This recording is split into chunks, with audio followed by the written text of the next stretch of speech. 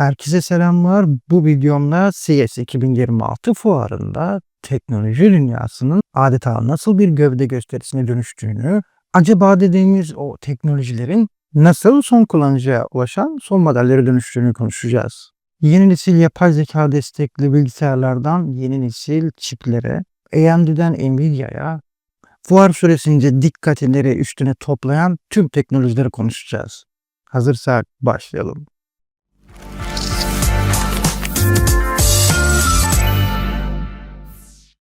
Bugüne kadar teknoloji hakkında bildiğimiz şu kadar FPS, bu kadar çekirdek dediğimiz her şeyi şu an bir kenara bırakın. CES 2026 bitti arkadaşlar. Işıklar söndü, manşetler atıldı. Haber sitelerine bakarsan her şey harikaydı. Yeni ekranlar, parlayan oyuncaklar, akıllı fırınlar. Ama kimse size asıl bombayı söylemedi. Bu videoda sizinle birlikte fotoğrafın arkasına bakacağız. Çünkü bu fuarda gördüklerimiz gerçekten ürün müydü yoksa yeni bir dünya düzeninin ilk taşları mı?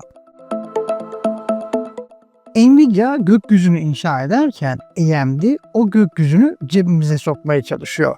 Intel ise bizi prizlerden sonsuza dek koparmaya yemin ediyor. Eğer bu videonun sonuna kadar giderseniz sadece yeni çipler öğrenmeyeceksiniz.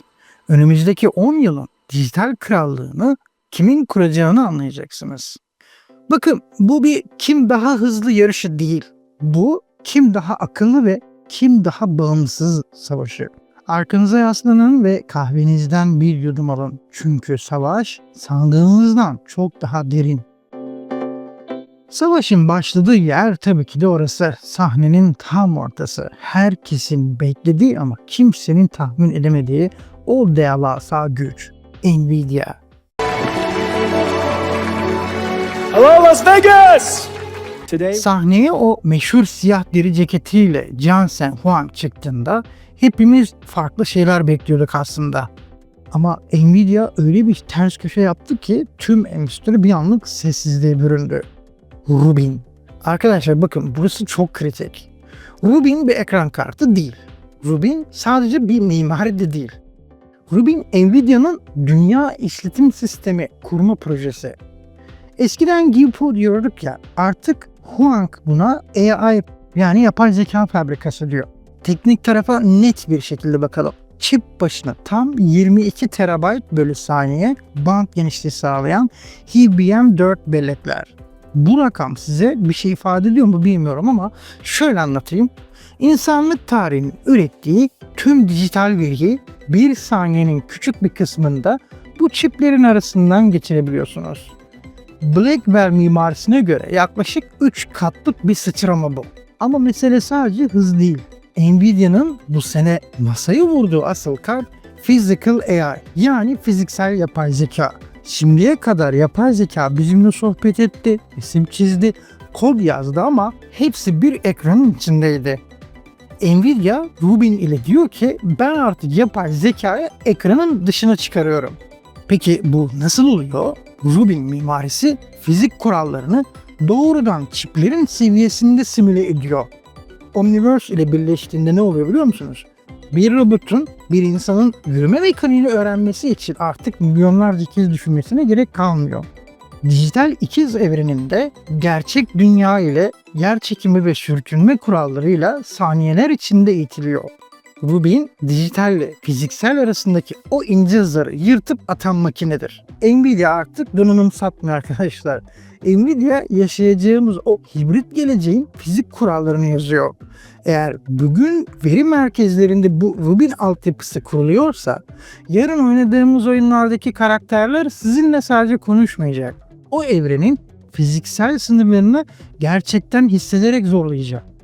Nvidia gökyüzünü inşa etti, platformu kurdu ve ekosistemi kendine bağladı.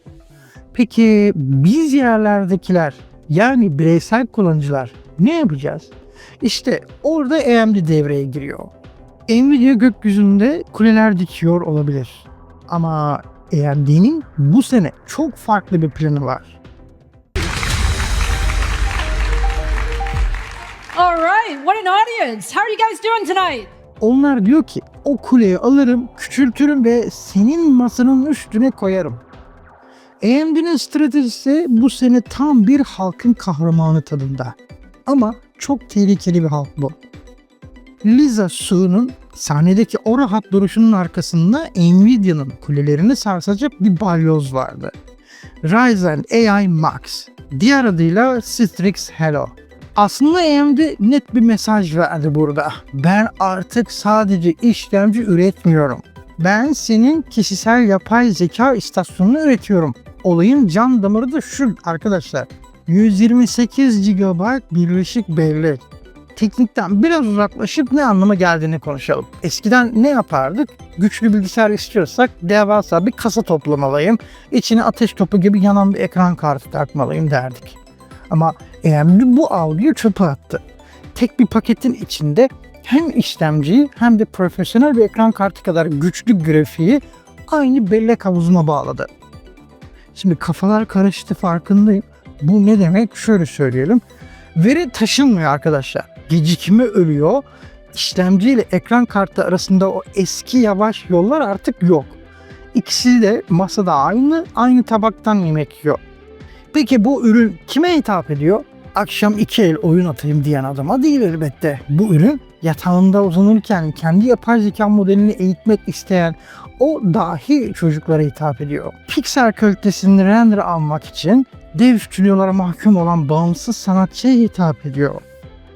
AMD süper bilgisayarı demokratikleştirdi ve sizin sırt çantanızı sığdırdı.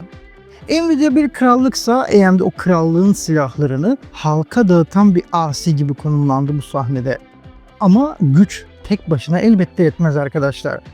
O gücü ne kadar süre, nerede kullanabildiğiniz önemlidir. İşte orada sessizce pusuda bekleyen o dev uyanıyor. Intel.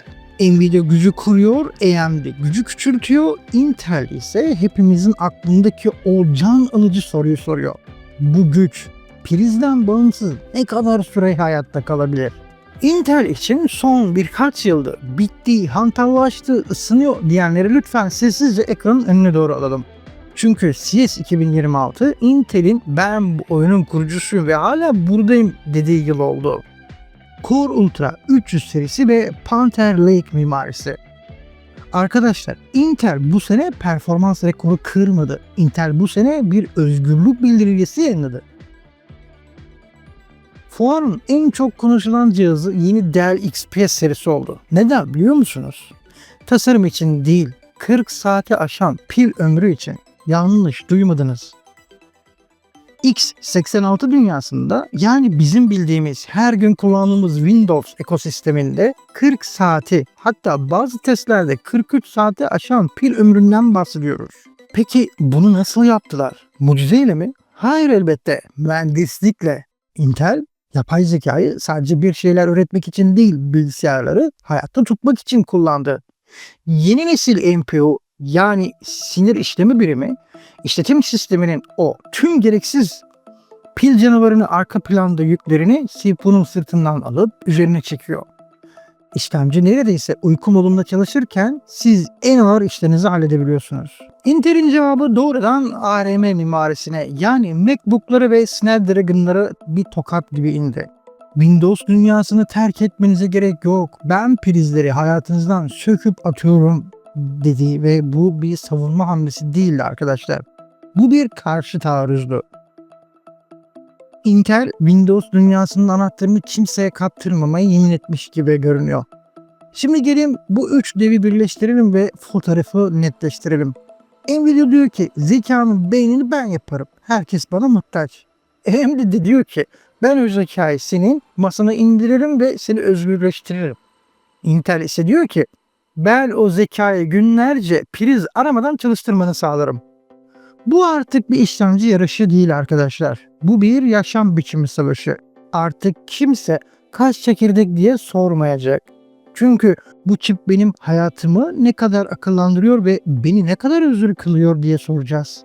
CES 2026'da gördüğümüz şey ürün tanıtımı değildi. Yeni bir dünya düzeninin ilk taşlarıydı. Artık donanım bir araç değil, bir platform. Kim geliştiriciyi kendine bağlarsa, Kim o yazılım zincirini kontrol ederse önümüzdeki 10 yılın kralı o olacak gibi görünüyor şüphesiz. Peki altyapı böyleyse bu zeka hangi cihazlara girecek? Elimizdeki o dikdörtgen telefonlar neden tarihe karışıyor? Laptoplar neden şekil değiştiriyor? Bölüm 2'de ekran ve form faktör devrimini konuşacağız. Katlanabilirleri unutun artık. Uzayan ve yaşayan teknolojilere geçiyoruz.